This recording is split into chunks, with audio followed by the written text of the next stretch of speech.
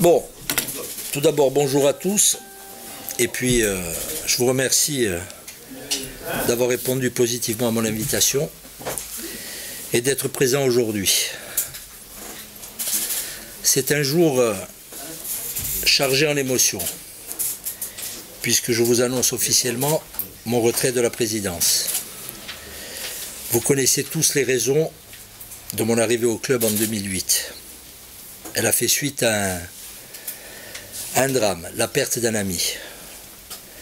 J'ai été pendant quelques années simple dirigeant, puis président de l'association ACA, et depuis mars 2015, j'ai assuré la présidence de l'ACA. Mon départ répond avant tout à un besoin de restructuration. Je vous ai déjà fait part de mes convictions. Nous avons besoin d'actionnaires, d'investisseurs et d'entrepreneurs au club pour le pérenniser dans le monde professionnel. L'entreprise a beaucoup évolué, déjà de par sa forme juridique. Nous sommes passés d'une USRL à une SAS. Ce changement s'est opéré avec une holding et des actionnaires qui ont investi dans une période difficile, sans attendre de retour. Dans des périodes difficiles, l'ACA est un club qui a des atouts importants. Pendant toutes ces années, j'ai œuvré de manière exclusive au service de l'institution ACA, de manière désintéressée. Je le précise, complètement désintéressée. Je n'ai perçu aucun euro de la part de l'ACA et je m'en félicite. Vous connaissez d'ailleurs la philosophie qui m'a toujours animé et qui ne m'a jamais quitté durant toute ma présidence.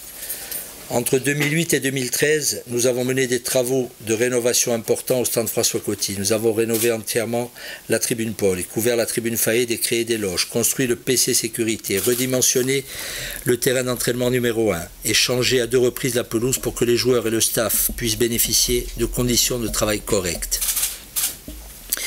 Il fut un temps où avant les joueurs partaient s'entraîner à Bastille-Catch quand il pleuvait. Depuis des années, ils restent sur site et ils n'ont plus bougé de leur site d'entraînement.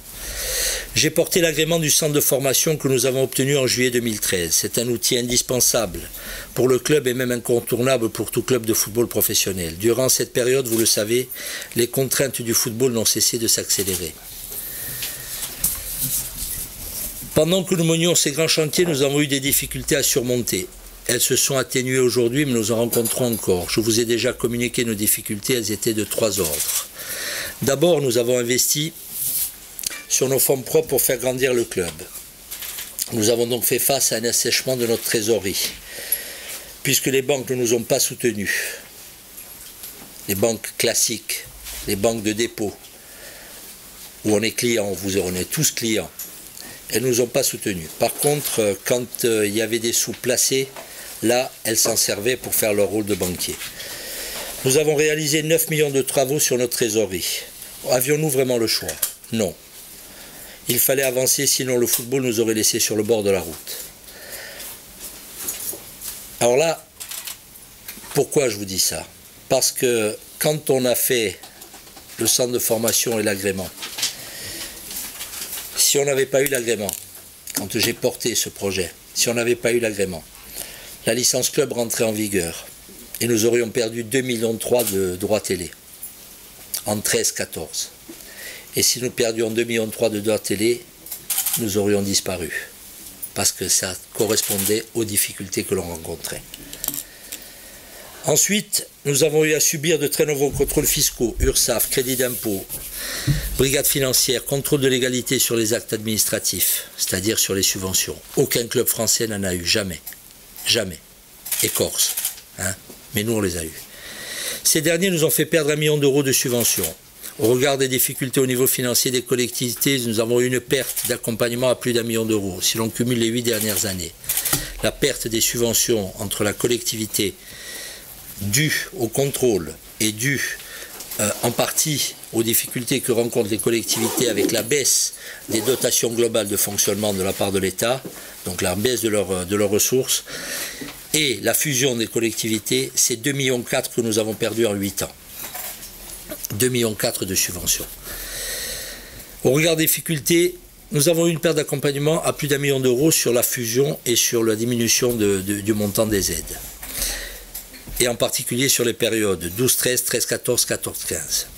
Enfin, nous avons opéré plusieurs changements d'entraîneurs qui ont eu un impact financier important. Par la suite, la non-réalisation durant ces 5 dernières années de nos ressources propres, sponsoring, billetterie, abonnement, etc., ne nous ont pas aidés.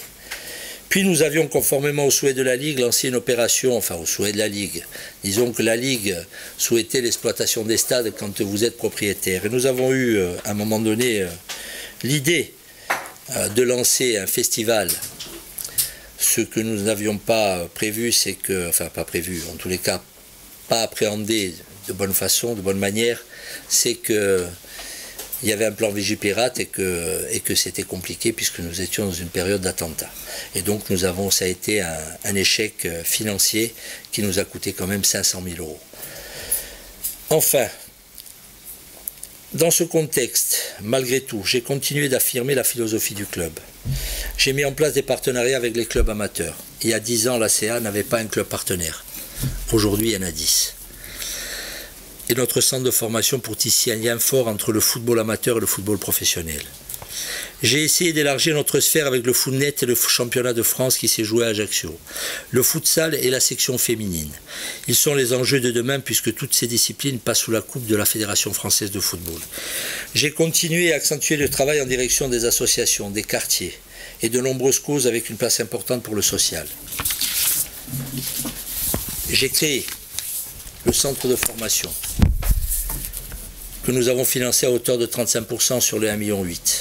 La CDC a participé à 45% et le département à 20%. Quand nous avons obtenu l'agrément, il fallait créer un terrain. Ce terrain, on l'a créé sur le synthétique pour répondre au cahier des charges de la Fédé. Quand on a lancé les travaux, je n'avais pas un sou. Mais je l'ai fait parce que c'était une question de survie. Je vous l'ai dit précédemment. Je n'avais pas un sou, mais j'avais l'engagement des collectivités, des gens qui m'ont soutenu. En l'occurrence, sur cette période, c'était Paul Jacob et Jean-Jacques Panuzzi, pour le département et pour la collectivité. Nous évoluons dans les championnats nationaux depuis 8 ans, sans interruption. 19, 17, National 3. Cela démontre la rigueur et la qualité du travail fourni. Il faudra le renforcer car ce sera notre vivier, tout comme la post-formation, un axe de développement indispensable. J'ai monté une école privée au sein de notre centre pour donner la possibilité à nos jeunes de se construire sur 2 axes, sportifs et citoyens. Les résultats démontrent la pertinence de notre projet. 100% de réussite au bac avec 50% de mention sur des filières STMG, S et Bac Pro. C'est-à-dire que ça balaye toute la sphère de l'enseignement qui peut être fait. J'ai initié avec l'Université de Corse pour que les gamins aient la possibilité d'accéder au cycle universitaire tout en étant joueur professionnel. Parce que je pense que les deux choses vont ensemble et que plus on renforce les compétences et la connaissance des hommes, et mieux c'est pour la société et pour le club. Et pour les individus, bien évidemment. J'ai tissé un lien fort entre le club et le pôle espoir du CSJC. Cette saison, le pôle a remporté le championnat des îles avec 8 joueurs de la CA. Que vous sachiez que tous les ans, nous versons au pôle 42 000 euros. Tous les ans. La CA verse au pôle 42 000 euros. Le premier directeur de centre voulait que je coupe la relation. Il n'en a jamais été question. Le travail en synergie doit être notre moteur. L'autre nous enrichit et on doit enrichir l'autre. Et c'est dans cet esprit que le travail que l'on a fait en direction du pôle, aujourd'hui, commence à porter ses fruits. J'ai toujours eu à cœur de former les personnels afin de les faire grandir en compétences, et ce dans tous les domaines. Stadium manager, manager général, communication. Les stadiers ont obtenu des cartes professionnelles. Les formateurs sont désormais diplômés. Ici, il y en a un, c'est Patrick Léonette, mais il y a Mika Damor, qui est parti cette année à Reims, et c'est aussi notre réussite. Parce que quand on forme les hommes et qu'ils sont reconnus pour leurs compétences et qu'ils vont les exercer ailleurs, c'est aussi la réussite du club et de la Corse. L'exemple le plus frappant sur ces derniers mois, c'est Greg Angelini, Anto, qui est quand même préparateur physique de l'équipe de France féminine. Donc ça, j'ai mis en place toutes ces formations et c'était 80 000 euros par an et c'était un choix que j'ai toujours voulu fort pour former les hommes. Les éducateurs aussi sont formés, toujours avec le même esprit, faire grandir le plus grand nombre afin d'avoir toujours un temps d'avance sur les demandes qui ne manqueront pas de se multiplier dans le football professionnel. Aujourd'hui, les litiges avec les services de l'État sont clos. Vous vous rappelez, les contrôles URSSAF à 650 kg €, le crédit d'impôt à 700 kg €. Aujourd'hui, c'est terminé. C'est terminé parce que nous sommes arrivés à normaliser nos relations. Il a fallu du temps. Il a fallu beaucoup de temps, beaucoup de procès. On a gagné devant l'URSSAF, on a gagné au crédit d'impôt, et aujourd'hui nos rapports sont normaux. Donc avec les services de l'État, nous avons clos tous les litiges, puisque quand on passait devant la DNCG, il y avait le litige, et la question c'était, il faut provisionner, messieurs. Si je ne provisionne pas, parce que je vais gagner. Et j'ai gagné. J'ai gagné, parce que je le savais. Parce que notre droit avait été bafoué, et donc j'ai gagné. Mais tout ça, je l'ai fait. Au quotidien, dans des démarches auprès des services de l'État, dans des démarches auprès de la préfecture, dans des démarches auprès des collectivités, dans des démarches auprès de tout le monde. Ça a été un long parcours, un long travail. Je dois préciser que l'État nous a accompagnés avec un étalement de nos dettes tout au long de ces nombreuses années. L'État nous a toujours accompagnés, malgré le fait que d'un côté, il y avait une volonté de nous punir et de l'autre, une volonté de nous accompagner. Donc ça a été fait. Pour parler des dettes et pour clore le chapitre, je vais vous donner 3-4 chiffres qui relatent assez bien la situation du club. En 2013-2014, 14-15, notre dette URSSAF était à 4,8 millions. Notre dette TVA était à 2,5 millions. Et notre dette caisse de retraite était aux alentours de 2 millions. Aujourd'hui, la dette caisse de retraite est à 500 000. Elle s'éteindra à la fin juin. La dette URSSAF, elle est à 1 million, 1,2 million, 1 million. Et la dette TVA, elle est à 1,3 million. Ce qui veut dire qu'on est à 2,3 millions de dette, donc ça a été réduit. Mais au regard de la non-réalisation de nos produits, que je vous citais précédemment, on aurait pu répondre par la dynamique et au regard des pertes que l'on a eues sur le festival, on aurait pu répondre et au regard des pertes de subventions de 2,4 millions, vous vous rendez compte que les 2,4 millions, ils auraient été là, notre dette aurait été lissée. On a travaillé sur l'histoire et l'image de Napoléon liée à notre club. Alors là, c'est un petit clin d'œil. C'est Alain Orson qui a eu l'idée de Napoléon. Et d'ailleurs, souvent, il y avait par rapport à son engagement politique, donc ça semblait complètement décalé. Mais on a travaillé sur l'image de Napoléon et l'associer au club parce que c'est aussi, et on l'a dit à maintes et maintes reprises, c'est un des axes de développement. Le patrimoine doit être lié, l'histoire doit être liée au développement du club. Mais également, il y a un deuxième personnage qui doit être lié au club et sur lequel on a travaillé aussi, c'est François Coty. François Coty, le groupe François Coty, c'est 10 milliards de dollars de chiffre d'affaires. C'est un groupe allemand basé aux États-Unis et qui a comme concurrent direct L'Oréal. Et donc l'histoire François Coty, elle est liée depuis toujours avec la CA.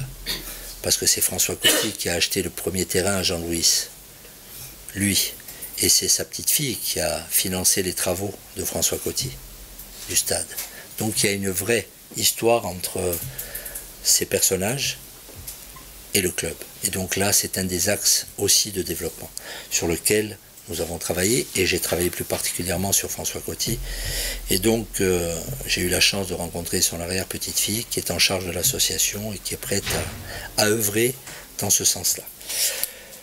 Aujourd'hui, la CA est forte et riche de tous ses atouts. Je reste persuadé que le déplacement du centre d'entraînement et de formation sur la commune de Pietrosier la sont indispensables, tout comme son ouverture sur la Méditerranée. Là, c'est quelque chose qui me tient à cœur. Je crois que ce club, il n'aura de chance de pérennité que s'il s'ouvre. S'il s'ouvre aux autres, s'il s'ouvre au monde et s'il s'ouvre sur la Méditerranée. Et aujourd'hui, le projet de formation euro-méditerranéen, il est validé par Bercy, il est validé par la Fédération française de football, qui il y a 3 ans s'était un peu heurté de ma volonté de créer un centre de formation euro-méditerranéen, et qui l'année dernière, lors de leur visite pour l'agrément du centre de formation, m'ont dit qu'ils étaient partants, parce que c'était un projet intéressant et qui a du sens. Je crois qu'aux choses qui ont du sens, parce que c'est ce qui doit nous nourrir au quotidien. Alors,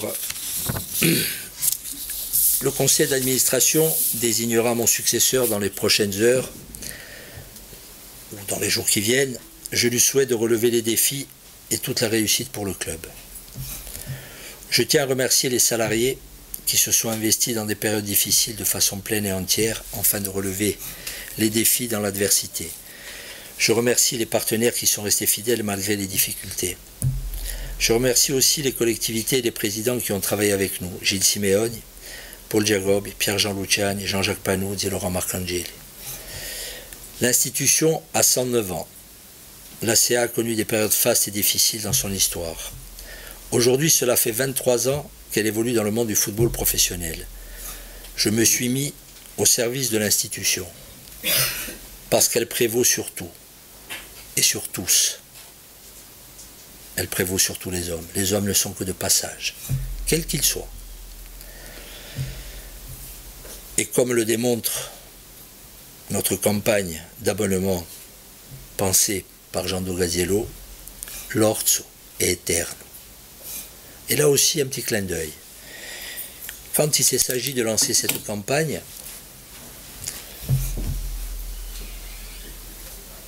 on savait quelle était notre situation puisque nous étions relégués administrativement. Mais pour vous dire la foi que j'avais, ça aurait fait con, hein, des affiches 4x3 avec la disparition de la CA. Tiens, ce Luciani, il est complètement con. Hein.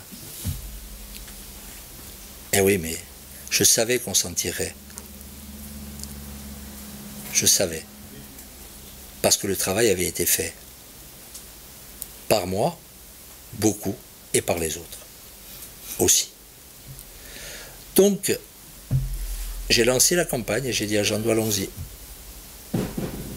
Et cette campagne, elle relate ce qu'a été ma présence au club et ce qui est ma philosophie. Donc vous avez l'image avec l'ours et le petit ourson. Et c'est éternel. Et c'est la seule chose qui compte, parce qu'après le reste, ce n'est que l'histoire des hommes. Mais l'institution demeure. Voilà, messieurs. Donc, si vous avez des questions... Alors, tu quittes la présidence ou tu quittes le club? Est-ce que tu vas avoir une autre fonction? Je quitte la présidence et je passe à autre chose. C'est-à-dire? Ben, je passe à autre chose. Je vais... Non, je vais m'occuper de moi, de ma vie, des miens, que j'ai mis entre parenthèses. Donc, je vais m'occuper de moi et des miens.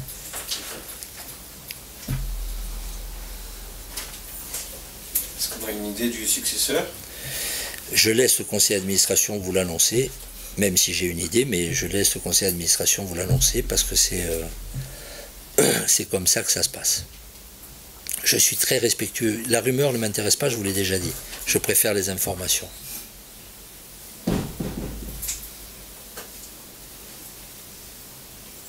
Messieurs, les supporters, des questions, les salariés, des questions, il n'y a aucun problème. Comme d'habitude... Merci pour tout ce que tu as fait. Merci Michel, mais... Comme d'habitude, j'ai été toujours transparent envers tout le monde. Les difficultés, quand un joueur venait signer au club, je disais voilà, le club il est en difficulté. Quand un salarié signait un contrat, et le club est en difficulté, fais attention. Quand un partenaire nous rejoignait, le club c'est ça. La difficulté elle est là pour telle et telle raison. La transparence a toujours été le moteur qui m'a fait agir. Et d'ailleurs, le partenariat avec Tokyo Verdy, si nous l'avons signé, c'est que les Japonais, quand j'ai été les voir, ils m'ont dit parce que vous avez été sincère. Sincère et vrai.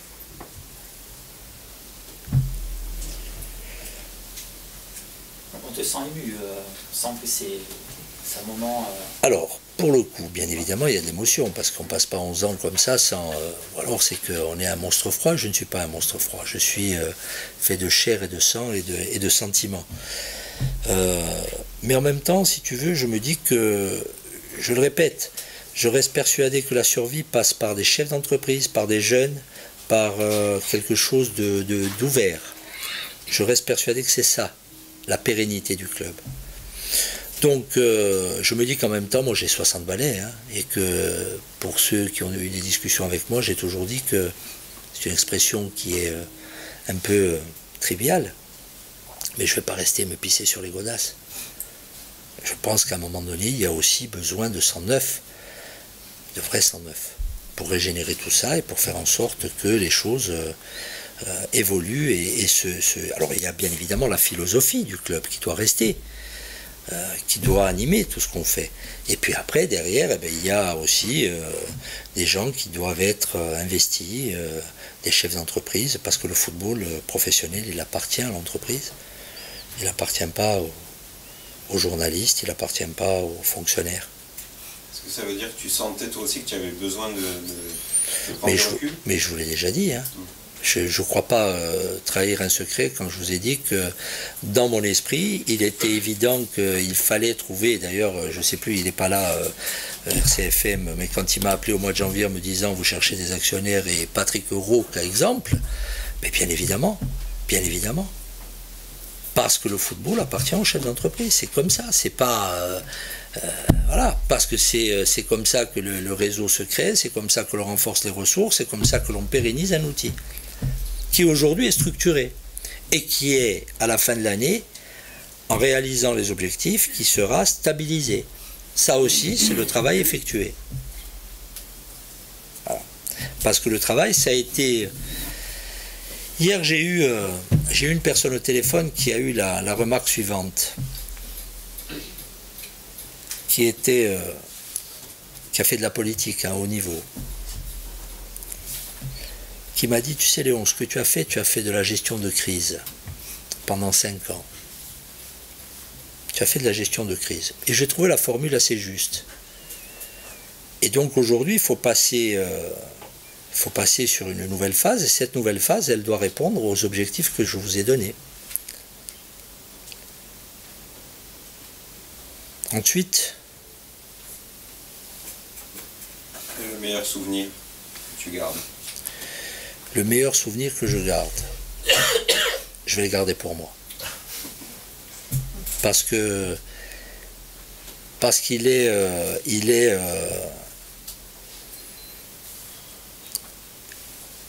c'est l'année de la montée à Nîmes, mais c'est pas la montée, c'est autre chose.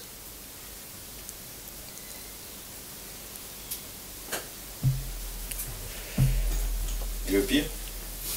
Oh, le pire, je vais en garder aucun. Je vais garder, tu sais ce que je vais garder. Je vais garder ce qui a été, tout ce qui a jalonné toutes ces années. J'étais là du lundi au dimanche. J'étais là auprès de la Nationale 3, j'étais là auprès des 19, j'étais là auprès des 17. Quand il y avait un problème à l'école, j'étais là. Quand il y avait un souci avec un gamin, avec un parent, j'étais là. Et je vais garder ça parce que ça a été aussi des moments de rencontre avec les uns, avec les autres. Ça a été des moments de rencontre avec des supporters que je rencontrais en ville et qui m'interpellaient, avec qui je discutais. Voilà, donc c'est tout ça. Je vais retenir tout ce qui est positif et le négatif.